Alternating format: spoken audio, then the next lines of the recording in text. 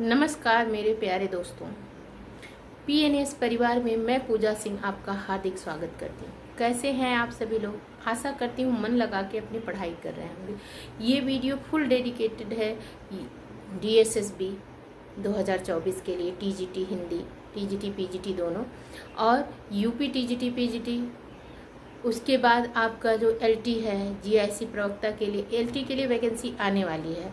UP TGT PGT की पहले की जो वैकेंसी है उसके एग्ज़ाम होंगे, जो फॉर्म फिल हो चुके हैं, और नेक्स्ट भी आने वाली है, ठीक। और हिंदी साहित्य का जिस भी एग्ज़ाम में आता है प्रश्न, उसके लिए है। और इस वीडियो में हम लोग सिद्ध साहित्य देखेंगे। क्या देखेंगे? सिद्ध साहित्य। ये वीडियो आप लोग क्यों देखें? मन में आएगा क्यों देखें।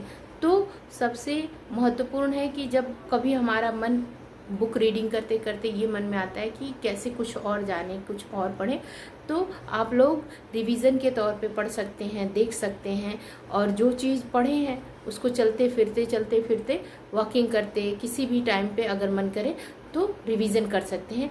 इसलिए इस वीडियो को एक फाउंडेशन कोर्स और रिवीजन दोनों के तौर पे आप देख सकते हैं। तो सिद्ध साहित्य, इस वीडियो में हम लोग क्या देखेंगे? सिद्ध साहित्य। तो सिद्ध साहित्य के लिए सबसे पहले मन में उठना चाहिए कि हिंदी का प्रथम कवि कौन? हिंदी का प्रथम कवि कौन? तो हिंदी का प्रथम कवि माना गया है सरहपा को। किसको माना गया? सरहपा को। और इनको और कई नामों से जाना जाता है। तो किन किन नामों से जाना जाता है? सरोज वज्र और राहुल भद्र। और सिद्धों में जो हम पढ़ने जा रहे हैं सिद्ध साहित्य, तो सिद्धों में सबसे पुराने कौन है? सरहपा। कौन है? सरहपा। तो चलिए हम लोग सिद्ध साहित्य पढ़ते हैं, समझते हैं, देखते हैं। सिद्ध साहित्य में हम लोग देखेंगे कि सरहपा को हिंदी का प्रथम कवि माना जाता है। सरहपा को क्या माना जाता है? हिंदी का प्रथम कवि। इन्हें सरोज वज्र, राहुल भद्र आदि नामों से भी जाना जाता है। सिद्धों में सबसे पुराने कौन है? सरहपाद। सिद्धों ने बौद्ध धर्म के वज्रयान तत्व का प्रचार करने के लिए साहित्य जन भाषा में लिखा। किस भाषा में लिखा? साहित्य को जन भाषा में लिखा। सिद्धों ने बौद्ध धर्म के वज्रयान तत्व का प्रचार करने के लिए साहित्य को जन भाषा में लिखा। वह हिंदी के सिद्ध साहित्य की सीमा में आता है। और देखो, ये प्रश्न बहुत बार आया हुआ है कि सरहपा को हिंदी का प्रथम कवि माना जाता है। तो किसको माना जाता है हिंदी का प्रथम कवि? तो सरहपा को माना जाता है, ठीक। अब वज्रयान का केंद्र श्री पर्वत पर रहा। वज्रयान का केंद्र किस पर रहा? श्री पर्वत पर। सहजयानियों की भाषा का नाम संध्या भाषा है। अब आपसे प्रश्न पूछ देगा कि सहजयानियों की भाषा कौन सी है? तो संध्या भाषा है, ठीक है। और कुछ विद्वानों ने संध्या भाषा का अर्थ यह बताया है कि यह ऐसी भाषा है जिसमें संध्या के समान प्रकाश तथा अंधकार का मिश्रण है।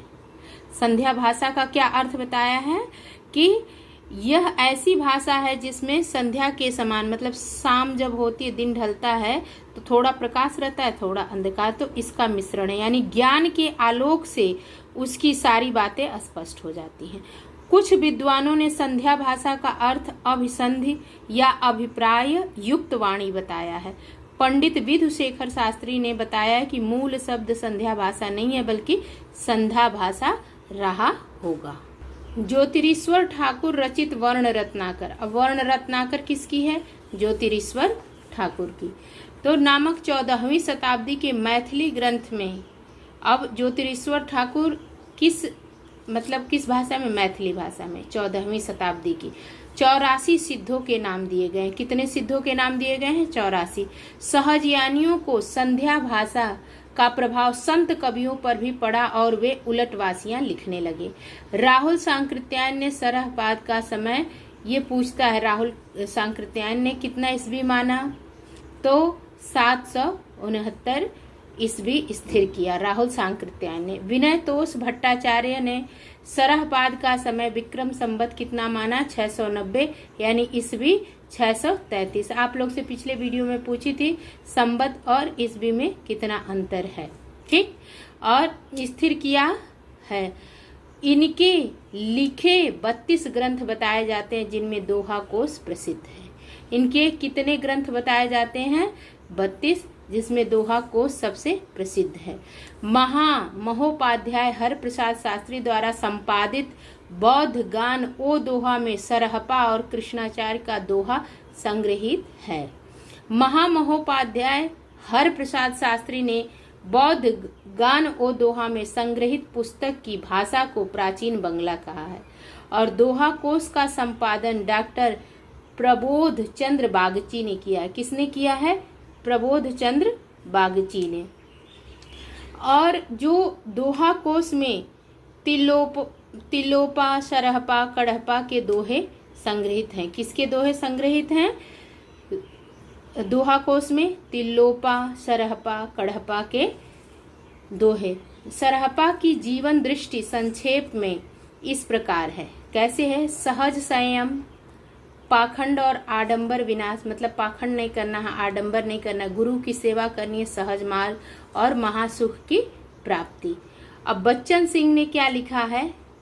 बच्चन सिंह ने लिखा है कि आक्रोश की भाषा का पहला प्रयोग सरहपा में ही दिखाई देता है। बच्चन सिंह ने क्या लिखा है कि आक्रोश की भाषा का पहला प्रयोग सरहपा में ही दिखाई देता है। सिद्धों की भाषा को संध्या भाषा का नाम किसने दिया है? मुनिदत्त तथा अद्वय वज्र ने दिया है। सबरपा सरहपा के शिष्य तथा लुईपाद के गुरु थे। सबरपा कौन थे? सरहपा के शिष्य थे और लुईपाद के गुरु थे।